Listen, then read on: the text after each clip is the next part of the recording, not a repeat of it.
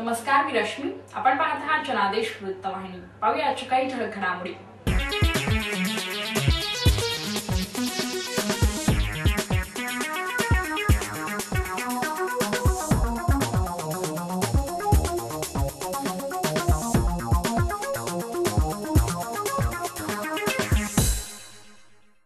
नगर जिल्ह्यातील पाथर्डी जवखेड येथील दलित हत्याकांडातील आरोपींना लवकरात लवकर अटक करून त्यांना फासावर चढवावे, तसेच दादर इंदू मिल येथील डॉ. बाबासाहेब आंबेडकर यांच्या स्मारकाच्या कामास 5 डिसेंबर पूर्वी सुरुवात करावी या मागणीकरिता राजगड लेबर युनियनचे संस्थापक अध्यक्ष अप्पासाहेब अवचरे यांच्या नेतृत्वाखाली सुमननगर ते चेंबूर आंबेडकर उद्यान असा कॅन्डल मार्च काढण्यात आला.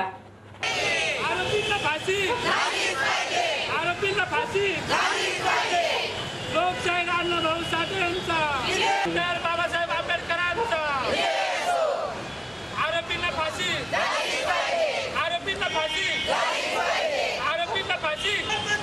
होणार नाही.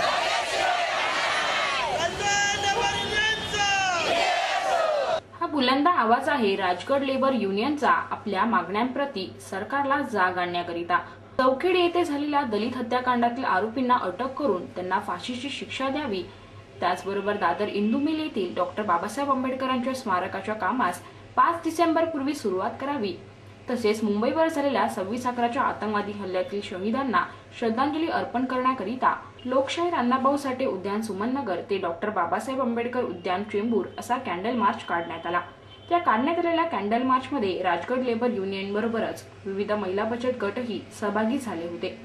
यावेळी युनियनचे अध्यक्ष अप्पासाहेब अवचरे आणि पदाधिकाऱ्यांनी हत्याकांडातील आरोपींना ताबडतोब अटक करून फाशीची शिक्षा द्यावी अशी मागणी केली. लोकशाहीर अण्णाभाऊ साठेंचा विजय हो. लोकशाहीर अण्णाभाऊ साठेंचा विजय हो.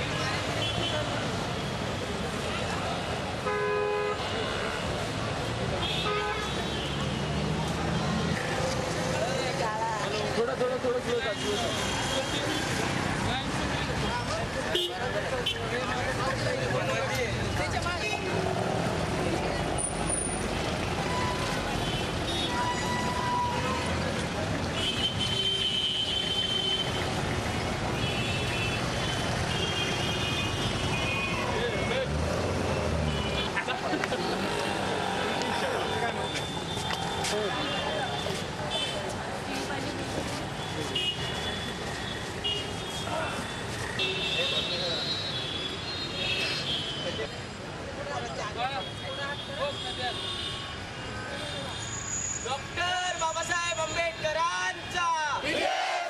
आम्ही आज राजगड लेबर युनियनच्या माध्यमातून जो कॅन्डल मार्च काढलेला आहे तो लोकशाहीर अण्णाभाऊ साठे चेंबूर सुमननगर पासून ते डॉ. बाबासाहेब आंबेडकर उद्यान गार्डन चेंबूर स्टेशनच्या इथं जे आहे तिथपर्यंत काढलेला आहे. आणि ह्या कॅन्डल मार्चचा मुख्य उद्देश असा आहे की अहमदनगर जिल्ह्यातील जवखेड जे गाव आहे त्या गावातील दलित कुटुंबातील तिघांची एकाच दिवशी निर्घुण हत्या करण्यात आलेली आहे. आणि या हत्येचं रहस्य 1 महिना होऊन गेलं तरी काही सरकारने त्याच्याबद्दल योग्य ते पाऊल उचललेलं नाही. आणि हा खऱ्या अर्थाने मोर्चा सरकारच्या विरोधात आहे. आज आम्ही पोलिसांच्या बद्दल काहीच बोलणार नाही, कारण 26/11/2008 साली ह्या आमच्या जांबाज पोलिसांनी जो पराक्रम केला त्यांना सुद्धा आम्ही नतमस्तक होणार आहे. आणि त्यांच्यासाठी खरं हा मोर्चा आहे. पोलिसांचा आत्मबळ वाढावं ही आमची प्रामाणिक इच्छा आहे, पण राजकर्त्यांची इच्छा नसल्यामुळे हे गुन्हेगार सापडत नाहीत. पोलिसांनी जर ठरवलं, मुंबईच्या महाराष्ट्राच्या पोलिसांनी जर ठरवलं तर गुन्हेगार 24 तासाच्या आत मिळू शकतात. परंतु सरकारचं ह्याच्यावर जे नियंत्रण आहे त्या सरकारच्या नियंत्रणामुळेच गुन्हेगार मिळत नाहीत. आणि पोलिसांच्या हातबल, त्यामुळे पोलीस हातबल आहेत. आणि ज्यावेळेस कसाबने हल्ला केला तर आम्ही जिवंत अतिरेक्याला पकडू शकतो. जिवंत अतिरेक्याला जर पकडू शकतो तर आम्ही ज्यांनी 3 माणसांना ठार केलं, निर्घुण हत्या केल्या, त्याच हितल्या लोकांना आम्ही पकडू शकत नाही का? पकडू शकतो. परंतु पोलिसांना ते पकडू द्यायचं नाही. सरकारला हे दलितांच्यावरचा अन्याय तसा चालू ठेवायचा आहे. आणि दलितांना नेहमीच असं वाटलं पाहिजे की आम्ही असुरक्षित आहोत. आणि असुरक्षित असल्यामुळं आम्ही असं दलितांना या मोर्चाद्वारे संदेश देतो की तुम्ही कधीच असुरक्षित नव्हता, काल सुद्धा नव्हता, आज सुद्धा नाही, उद्या सुद्धा नाही. जोपर्यंत बाबासाहेबांनी तुमच्या पाठीशी बाबासाहेबांचं संविधान, बाबासाहेबांचे आशीर्वाद आणि जे समाजसुधारक आहेत ते तुमचा आशीर्वाद दलितांच्या बरोबर आहे, तोपर्यंत कधीही दलित एकटे नाहीत. आणि ह्या वर्णव्यवस्थेचा हा बळे आहे, मनुवादाचे हे बळे आहेत. आणि म्हणून ह्या मनुवादी लोकांना जोपर्यंत फाशी होत नाही तोपर्यंत हा महाराष्ट्र, हा देश पेटतच राहणार आहे. महाराष्ट्राने भारतात ह्या ठिकाणी निषेध झाला, पण त्याही पुढे जाऊन जगभर न्यूयॉर्क सारख्या सिटीमध्ये जर ह्याचं आंदोलन होतं, देशात वेगवेगळ्या ठिकाणी आंदोलनं होतात, तर मुंबईमध्ये हे झालंच पाहिजे आणि ते आपलं आद्य कर्तव्य आहे. दुसरी एक मागणी आहे की बरेच दिवस सरकारच्या दप्तरी डॉक्टर बाबासाहेब आंबेडकरांचं ज्या स्मारकाचा प्रश्न आहे, हिंदू मिलचा प्रश्न हा अनुत्तरित आहे. आणि 5 डिसेंबरपर्यंत जर सरकारने काम चालू नाही केलं तर ह्या आरोपासंदर्भात हिंदू मिलच्या जिथं स्मारक व्हावं त्या संदर्भात आणि मुंबईमध्ये जे कामगार खरोखरच देशजोडीला लागलेले आहेत त्यांच्या निवाऱ्याचा, त्यांच्या नोकरीचा प्रश्न सरकारने सोडवावा अशी आमची ह्या तुमच्या चॅनलच्या माध्यमातून मागणी आहे सरकारला. शांतता मार्गाने काढलेल्या कॅन्डल मार्च नंतरही सरकारने आपल्या मागण्या पूर्ण करून आरोपींना गजाआड न केल्यास थेट मंत्रालयावर मोर्चा काढून हा प्रश्न UNO कडे मांडण्याचा इशाराही यावेळी युनियनने सरकारला दिलाय. मार्चच्या दृष्टीने माध्यमातून शांतता हवी आहे आणि ह्या शांततेच्या माध्यमातून आम्हाला आरोपींना पकडले पाहिजे, त्यांना फाशी झाली पाहिजे, या शांततेची मागणी आहे. जर सरकारच्या हे निदर्शनास आले नाही तर आम्ही नक्कीच पुढचं पाऊल हे आझाद मैदानावर असेल, मंत्रालयावर असेल आणि मंत्र्यांना महाराष्ट्रात राजगड लेबर युनियन फिरू देणार नाही, मंत्र्यांच्या गाड्या ह्या महाराष्ट्रात फिरणार नाही, हे आम्ही तुमच्या चॅनलच्या माध्यमातून सांगतो.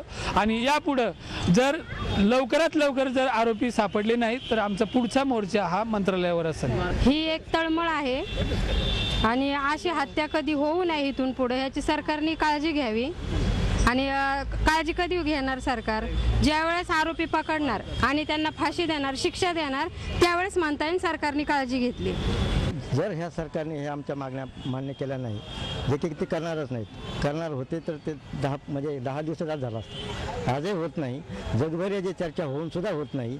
न्यूयॉर्कसारख्या शहरामध्ये मोर्चे निघून सुद्धा या सरकारला जाग येत नाही आणि या सरकारला हे काम करायचंच नाही. तर आमच्या पुढे आता दुसरा हा पर्याय आहे, ह्या सरकारने जर अजून काही दिवसात हे काम नाही केलं तर आम्ही युनायटेड नेशन्स ऑर्गनायझेशन त्यांच्याकडे आम्ही तक्रार करणार आहोत.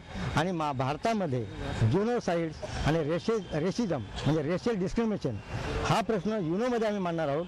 आणि युनोच्या मदतीने भारत सरकारवर दबाव आणून भारतामध्ये जेनोसाइड जे डेली होत आहे, पूर्ण भारतभर डेली आज ना उद्या चालूच आहे एक प्रकार, हा प्रकार जागतिक मदतीशिवाय होणार नाही, तर आम्हाला न्याय मिळणार नाही अशी आमची धारणा झालेली आहे. आणि म्हणून हा विषय आम्ही युनोकडे पाठवणार आहोत लवकरात लवकर. कॅमेरामॅन किशोरसह सुरेश पाटील, जनादेश वृत्तवाहिनी करिता. आपल्या विभागात कोणती अनुचित घटना घडली असल्यास अथवा कोणती समस्या असल्यास आम्हाला जरूर कळवा. आम्ही ते आमच्या वृत्तवाहिनीवर जरूर प्रदर्शित करू. आमचा पत्ता 197 लाखे स्टेशन रोड, कोपंडी पूर्व, मुंबई 400088. आमचा दूरध्वनी क्रमांक 641312116 किंवा 9322870153. तर या होत्या आजच्या काही ठळक घडामोडी. तर पुन्हा भेटूया याच वेळी याच ठिकाणी. आपली बातमी, आपली वाहिनी, पाहत रहा जनादेश वृत्तवाहिनी. नमस्कार.